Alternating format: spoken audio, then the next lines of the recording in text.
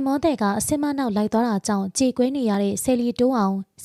ကတော့လင်းယူတာအဖြစ်လာအမေဆိုပြီးဟာတာဗီဒီယိုအတိုလေးရိုက်ကူးကောင်အွန်လိုင်းပေါ်မှာရုတ်တရက်နာမည်ကြီးလာခဲ့တာပါအဲဒီကနေတဆင့်ဆယ်လီတယောက်ဖြစ်လာကကြော်ညာရီလက်ခံရိုက်ကူးရင်လိုက်လွှင့်ဈေးရောင်းရင်းကနေကိုပိုင်စီးပွားရေးကိုထူထောင်နိုင်ခဲ့ပါတယ်ခုချိန်မှာတော့ကိုပိုင်ဆိုင်ခွဲတွေကိုပါပိုင်ဆိုင်တဲ့တထေးမကြီးတယောက်ဖြစ်လာခဲ့တာပါရှင်ဒီလိုအခြေအနေရောက်ဖို့တွန်းအောင်တယောက်တည်းစူးစမ်းခဲ့တာမဟုတ်ဘဲသူ့ရဲ့ခင်မောဖြစ်သူကိုလင်းဆိုသူနဲ့အတူတကွဒိုးတို့ပေါင်ပတ်စူးစမ်းခဲ့ရတာပါတွန်းအောင်နဲ့ကိုလင်းတို့က LGBT ဇုံတွဲလေးဖြစ်ပေမဲ့တယောက်ကိုတယောက်အမှန်တကယ်ချစ်မြတ်နိုးခဲ့ကြကောင်ရှိတူမရှိတူဘဝလေးကိုဖျက်ဆီးခဲ့ကြပါတယ်။ဘာမှမရှိတဲ့အောက်ခြေကနေစလို့ဘဝကိုအေးတူပူအမြဖျက်ဆီးခဲ့တာကြောင့်တွန်းအောင်နဲ့ကိုလင်းတို့အတွဲလေးကိုအများကပါအားကျခဲ့ရတာပါ။ဒါပေမဲ့လက်ရှိမှာတော့တွန်းအောင်ရဲ့ခင်မုံကိုလင်းကတွန်းအောင်ကိုပြစ်ထားခဲ့ပြီးတကယ်မိန်းကလေးအစ်စ်ကိုရှာယူသွားတာကြောင့်တွန်းအောင်တယောက်ခံစားနေရရှာပါတယ်။ဘလို့ပဲအချစ်ကြီးချစ်ခဲ့တယ်ပြောအချိန်တန်တော့လေမိမအစ်စ်ကိုပဲရှာယူသွားတာမလို့တွန်းအောင်တော်တော်စိတ်မကောင်းဖြစ်နေရရှာတာပါ။တချိန်ကအရန်အချစ်ခံခဲ့ရလို့မိန်းကလေးအစ်စ်တွေတော့မရနိုင်တဲ့ဘဝဆိုပြီးအားကျခဲ့ကြပေမဲ့လက်ရှိမှာတော့အရာလုံးကပြောင်းလဲသွားခဲ့ပါပြီ။ကိုလင်းနဲ့သူ့ရဲ့မိန်းကလေးအစ်စ်တို့တွဲရိုက်ကူထားတဲ့ဓာတ်ပုံတွေကိုဆိုရှယ်မီဒီယာအကောင့်မှာတင်ခဲ့တာကြောင့်